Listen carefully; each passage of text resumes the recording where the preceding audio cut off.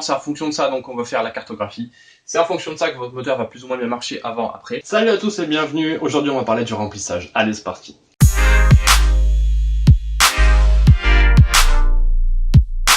Alors, le remplissage, qu'est-ce que c'est? Qu'est-ce qui se passe? Alors, vous avez ici un magnifique moteur équipé de son vilebrequin, de sa bielle et de son piston, avec la petite bougie qui allume le mélange. Vous n'avez pas d'injecteur, on va dire, qui sont dans le collecteur d'admission. Donc ici, c'est le collecteur d'admission. Ici, c'est le magnifique collecteur d'échappement. En rouge avec les gaz chauds, en bleu avec les gaz froids. Donc, les gaz frais avec un petit peu de fuel arrivent dans le collecteur d'admission, la culasse, avec ce magnifique JDC, comme vous pouvez le voir. Donc, le magnifique JDC, comme on connaît, hein, joint des familles, le joint de culasse des familles, pardon. Pas le JDF. Et donc, le remplissage, qu'est-ce que c'est? Alors, on va imaginer que ce piston, ce cylindre-là, pardon, le piston c'est le truc violet là, il fait 500 cm3. C'est le truc basique pour un moteur de 2 litres qui a 4 cylindres. Le remplissage en fait, c'est de combien est-ce qu'on va remplir ce cylindre qui fait 500 cm3.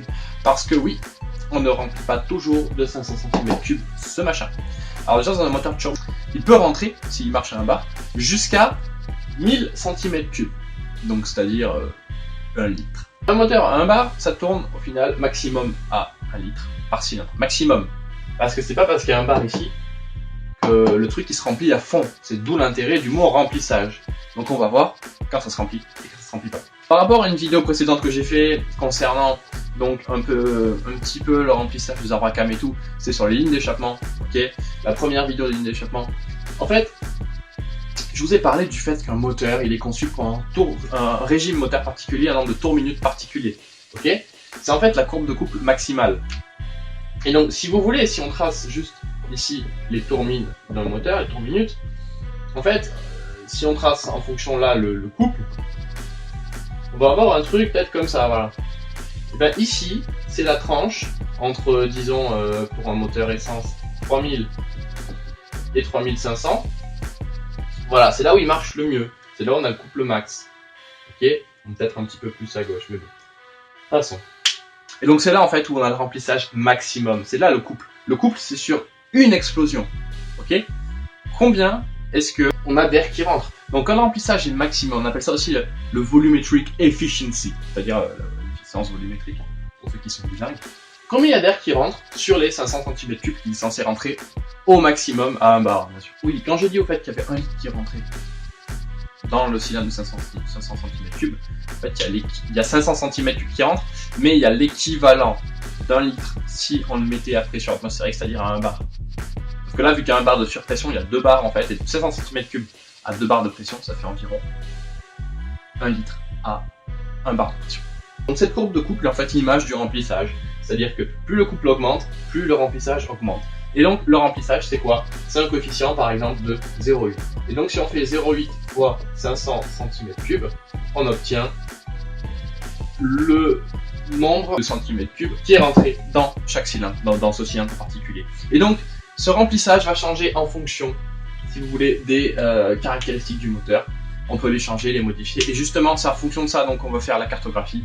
C'est en fonction de ça que votre moteur va plus ou moins bien marcher avant, après. Et qu'est-ce qu'on essaye de faire quand on améliore un moteur? On essaie d'améliorer justement ce remplissage-là. C'est ça qui va faire que votre moteur va plus ou moins marcher parce qu'il aura plus ou moins de couple. Et si on multiplie ce couple-là par la vitesse de rotation, on obtient, bien sûr, vous l'avez deviné, la puissance. Et donc toujours en tours minutes. Donc le but ici, en fait, en améliorant le remplissage, on augmente le couple. En améliorant le couple, on augmente du coup la puissance en sortie. Là où on a augmenté le couple. Donc le couple à 1000 tours minutes, on va augmenter la puissance à 1000 tours minutes. Donc le couple à 6000 tours minutes, on va augmenter la puissance à 6000 tours minutes. Attention. Couple et puissance sont liés en fait, hein. Ça sert à rien de les différencier, c'est juste un outil, ok, un checkpoint. On passe par un endroit, mais ça revient au même. Bon, comme je vous ai dit déjà, première chose, on peut mettre un turbo. Le turbo augmente grandement le remplissage. Pourquoi? Parce que ici il y aura plus de pression et donc l'air va vouloir rentrer comme ça et donc va pousser celui qui sort. C'est-à-dire, il pousse celui qui sort. Il pousse celui qui sort dans le cas où les deux soupapes sont ouvertes, c'est-à-dire il y a ce qu'on appelle du croisement. Il y a plus ou moins de degrés de croisement selon les moteurs qui sont poussés ou pas. Le croisement aide en fait le couple à mi-régime, mais quand on met des gros arbres à cam, on a forcément du croisement. Et le croisement n'est pas néfaste. Au contraire. Et donc le croisement, c'est le fait que les deux soupapes soient ouvertes en même temps. Et donc, ça va permettre au gaz frais de pousser l'air sortant. On peut le voir par exemple dans le problème du deux temps, le moteur deux temps. En fait, comme il y a une lumière ici et une lumière en bas, on a un problème de remplissage. Si on mettait un turbo sur un deux temps, ça aiderait à pousser justement, comme ce phénomène-là, de pousser l'air frais, pousser l'air sortant. Donc c'est vraiment utile. Et donc ce remplissage, le but c'est vraiment de le maximiser. Donc en augmentant le trou, le diamètre par exemple des soupapes, à ce moment-là on va changer la valeur du couple max, et donc on aura moins de couple, et là plus de couple. Ou le même couple, même je dirais, plus tard dans la bande. Et donc voilà, c'est comme ça, les arbres à cam, donc la levée des soupapes, la durée de levée, la taille des soupapes, ça fait un petit peu la même chose. Toutes ces choses-là vont donc modifier le remplissage. Donc ce cas est super important, ça augmente toute votre puissance. Mettez un pouce bleu pour cette caractéristique de fou.